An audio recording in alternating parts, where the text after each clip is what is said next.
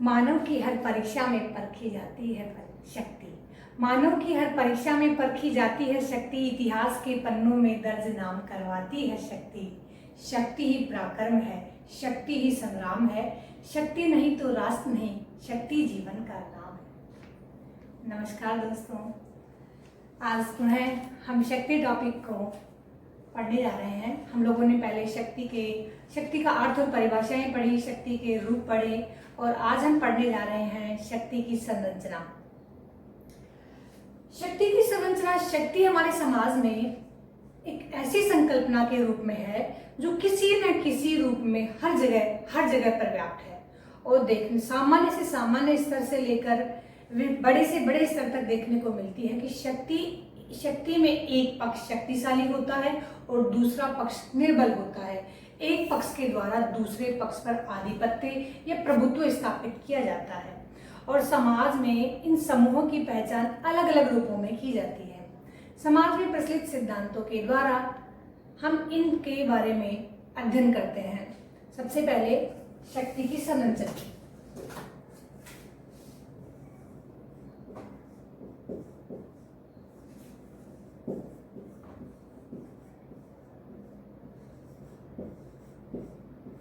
शक्ति की संरचना अपने आप में मजबूत है और यह एक वर्ग द्वारा दूसरे वर्ग पर हमेशा आधिपत्य बनाए रखती है। इस प्रकार से यह एक सबल पक्ष होता है और दूसरा निर्बल पक्ष होता है। एक पक्ष मजबूत होता है और दूसरा पक्ष कमजोर होता है।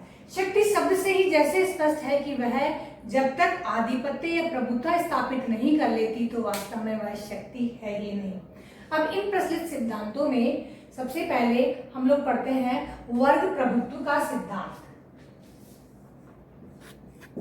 विशिष्ट वर्गीय सिद्धांत। जैसा कि इसके नाम से स्पष्ट है कि यह एक विशिष्ट वर्ग के पैरोकार है। इस सिद्धांत को अभिजन सिद्धांत भी कहा जाता है, अर्थात वे जन जो अन्य से अभिष्ट है, श्रेष्ठ है। विशिष्ट वर्ग सिद्धांत अपने बात को स्पष्ट करने के लिए बताता है कि माना कि समाज में कुछ व्यक्ति कुछ ऐसे आधार होते हैं जिनको लेकर जन्म लेते हैं, जैसे उनके आनुवंशिक गुण,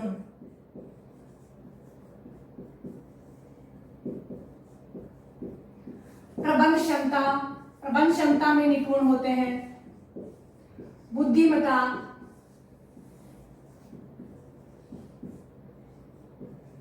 नेतृत्व क्षमता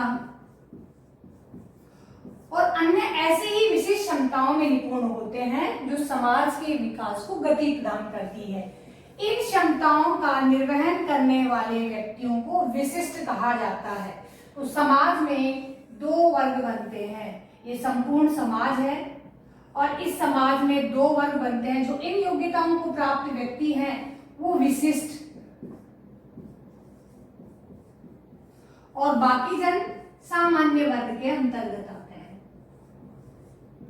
अब इस विशिष्ट शक्तियों का निर्वहन कौन कौन करते हैं? जैसे राजनेता हैं, डॉक्टर्स हैं, उद्योगपति हैं, नौकरशाह हैं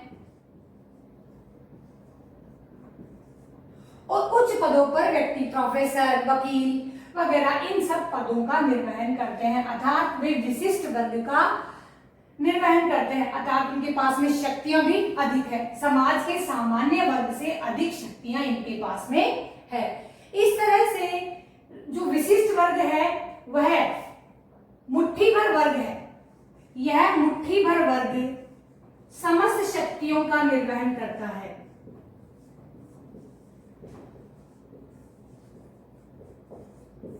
और बाकी समाज इनके द्वारा स्थापित की गई व्यवस्था का निर्वहन करता है। तो विशिष्ट वर्गीय सिद्धांत की मान्यता है कि यह संपूर्ण समाज दो प्रकार के वर्गों में विभाजित होता है। एक होता है विशिष्ट वर्ग और दूसरा होता है सामान्य वर्ग। विशिष्ट वर्ग के सिद्धांत के प्रतिपादक ही हैं पेरेटो,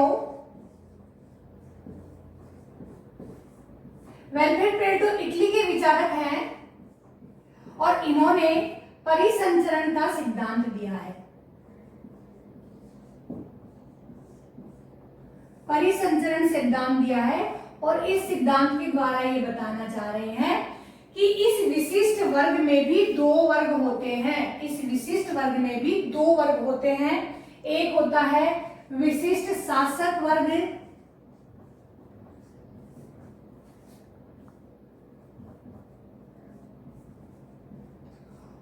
और दूसरा होता है विशिष्ट गैर शासक वर्ग।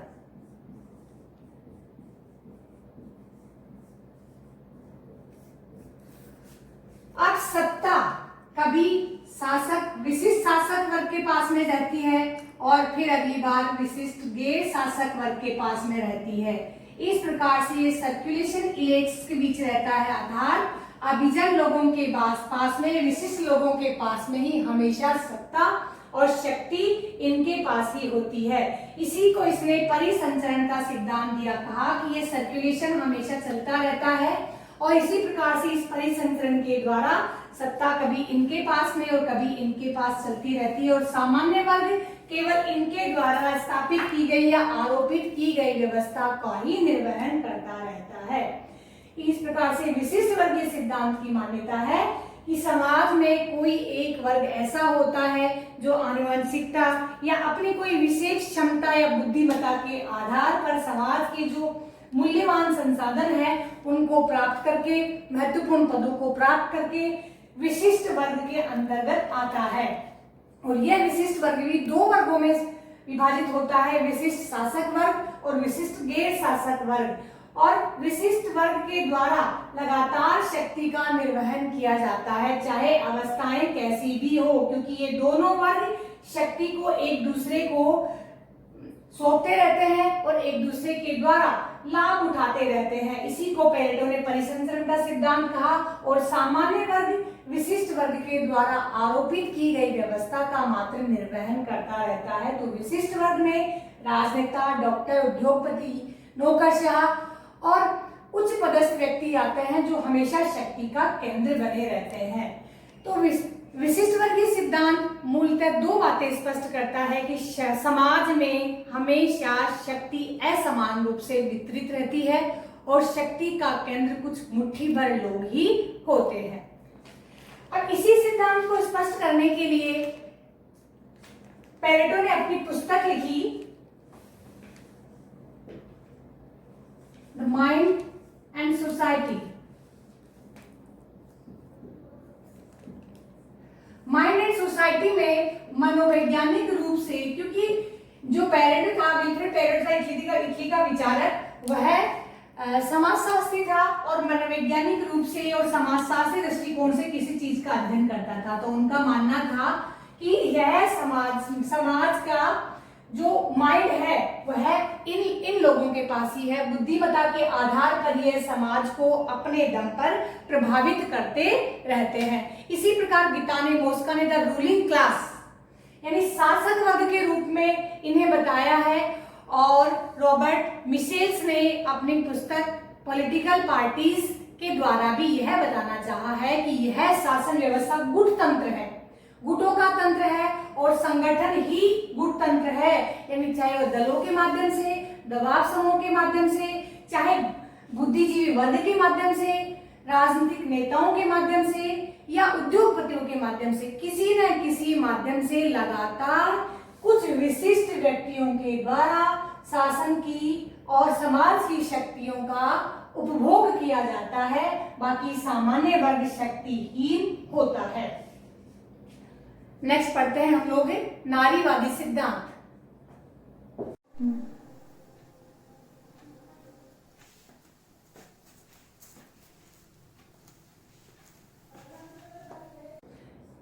नारीवादी सिद्धांत। नारीवादी सिद्धांत का मानना है कि समाज का विभाजन लैंगिक आधार पर हुआ है। एक वर्ग है वह पुरुष वर्ग है और दूसरा वर्ग नारी। समाज के विकास में इन दोनों की बराबर भूमिका होने के पश्चात भी पुरुष वर्ग के पास में शक्ति के साधन अधिक होते हैं और पुरुष वर्ग अधिक शक्ति संपन्न होता है और वह अपनी शक्ति का निरंतर प्रत्यारोपण नारी समूह पर करता रहता है। और यह वर्ग शक्तिशाली होने के कारण, या यूं कहें कि हमारे समाज की पितृसत्तात्मक सत्ता की जो पुरातन विधि चली आ रही है उसके कारण अधिक शक्ति का उपभोग करता है और नारी पर अपनी शक्ति का प्रयोग करता है। तो नारीवादी सिद्धांत की मान्यता यह है कि नारी, जो कि समाज का आधा हिस्सा है, समाज की आधी भागीदारी का उपभोग करती है, समाज में आधी भागीदारी में सहयोग करती है, उन्हें भी पुरुषों के समान अधिकार मिलने चाहिए। इसी के पैरोकार के लिए न केवल यूरोप में बल्कि भारत में भी निरंतर नारी अधिकारों की, महिला अधिकारों की मांग की जाती रही है। नेक्स्ट पढ़ते हैं बहुलवादी सिद्धांत।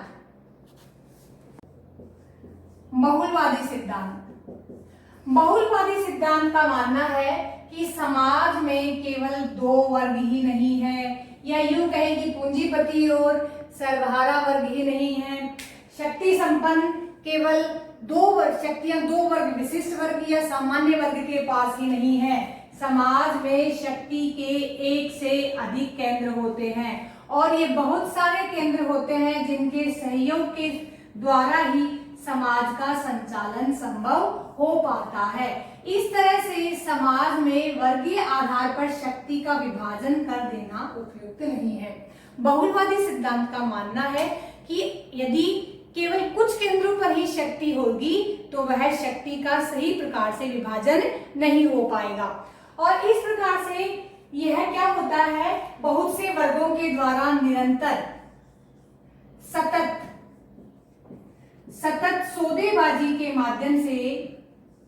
सौदेबाजी के द्वारा यह समाज की व्यवस्था का संचालन होता है। तो इस प्रकार से कहना कि समाज में शक्ति के कुछ विशिष्ट केंद्र ही होते हैं वो उपयुक्त नहीं है, बहुलवादियों का मानना है। बहुलवादियों का यह भी मानना है कि शक्ति कई सीमित व्यक्तियों के हाथों में ही केंद्रित नहीं होती, यह आवश्यकता और परिस्थितियों के अनुसार एक संस्था से, एक केंद्र से दूसरे केंद्र के पास जाती रहती है, परिवर्तित रहती है और इसी सतत सौदेबाजी के आधार पर समाज का संचालन होता है। तो पूर्व में दिए गए सिद्धांतों को यह नकारता है और यह कहता है कि शक्ति के बहुल केंद्र है, शक्ति के एक दो केंद्र ही नहीं है, या एक या दो वर्गों में शक्ति की अवधारणा को स्पष्ट नहीं किया सकता, शक्ति के अनेक केंद्र हैं। इस प्रकार से बहुलवादी सिद्धांत का मानना है कि शक्तिशाली होने का मतलब शोषण करना ही नहीं है, शक्तिशाली होने का मतलब शक्तिहीन को साधन संपन्न बनाने से भी है। तो उस बहुलवादी सिद्धांत एक और अवधारणा देता है, वह है उत्तरदायित्व, क्योंकि ये शक्तिशाली वर्ग को उत्तरदायित्व सौंपता है। यह व्यवस्था उदार लोकतांत्रिक व्यवस्थाओं में अपनाई जाती है और भारतीय शासन व्यवस्था में भी इसी प्रकार की बहुलवादी सिद्धांत की अवधारणा को अपनाया गया है। इनका उद्देश्य होता है सतत सौदेबाजी और सतत विकास के माध्यम से साधन संपन्न वर्ग को शक्ति संपन्न वर्ग के द्वारा निरंतर विकास की ओर उन्मुख करना। तो इस तरह से हम लोगों ने शक्ति संरचना के सिद्धांत पढ़े। शक्ति संरचना के वर्ग प्रभुत्व सिद्धांत जो मार्क्सवादियों की देन है, विशिष्ट वर्गीय सिद्धांत जो मोस्का, मिशेलसन, पैरेटो की देन है, और नारीवादी सिद्धांत जो नारीवादी सिद्धांतकारों की देन है, और बहुलवादी सिद्धांत जो उदार लोकतांत्रिक व्यवस्थाओं की देन है। इन चारों सिद्धांतों का हम लोगों ने अध्ययन किया। इसी के साथ ही हमारा शक्ति का टॉपिक कंप्लीट होता है। आशा और उम्मीद करती हूँ कि आपको शक्ति समझ में आया होगा। अगली क्लास में हम नेक्स्ट टॉपिक के साथ फिर आपके सामने प्रस्तुत होंगे। तब तक के लिए जय हिंद, जय भारत। वर्ग प्रभुत्व का सिद्धांत, इसके नाम से स्पष्ट है कि वर्ग प्रभुत्व का सिद्धांत। वर्ग क्या होता है? वर्ग ऐसे लोगों का समूह होता है जिनके समान हित होते हैं। समान हितों वाले व्यक्तियों का समूह वर्ग होता है और इन समान हितों वाले व्यक्तियों के अपने हितों की पूर्ति के लिए इनके अंतर्गत चेतना होती है, जागृति होती है, तो वह वर्ग कहलाता है। अर्थात समान हितों वाले लोगों का समूह अब ये वर्ग एक वर्ग के द्वारा दूसरे वर्ग पर जब प्रभुत्व स्थापित किया जाता है तो इस सिद्धांत को वर्ग प्रभुत्व का सिद्धांत कहते हैं। वर्ग प्रभुत्व का सिद्धांत मार्क्सवादियों की देन है।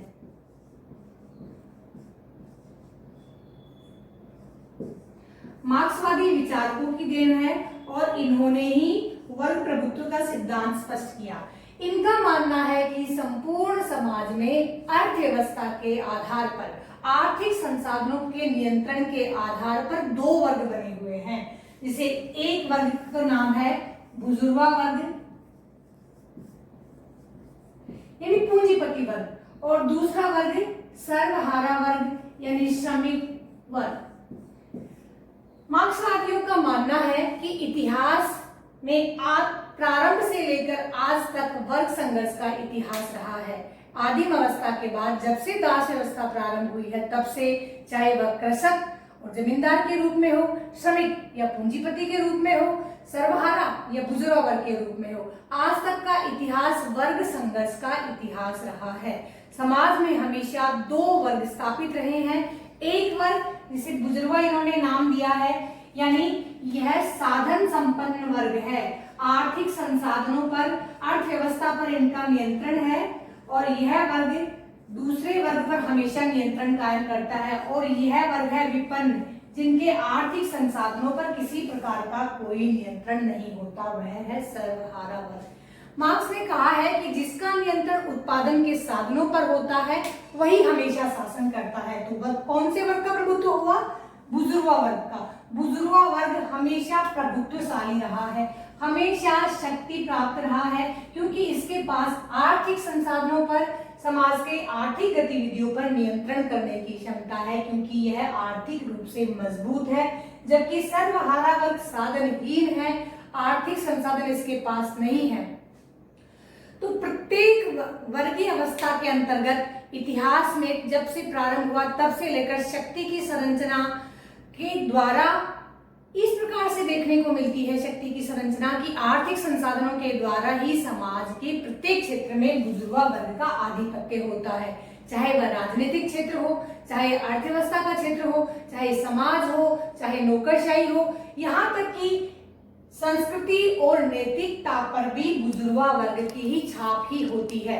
अतः सर्वहारा वर्ग अपने नियति या भाग्य मानकर इसको स्वीकार कर लेता है कि यह मेरा भाग्य है, यह मेरी स्वाभाविक नियति है। इसी कारण वह बुजुर्गा वर्ग के द्वारा अपनाए गए प्रतिमानों को अपनाने का और उनका अनुसरण करने का प्रयास करता करता अपना जीवन व्यतीत कर देता है।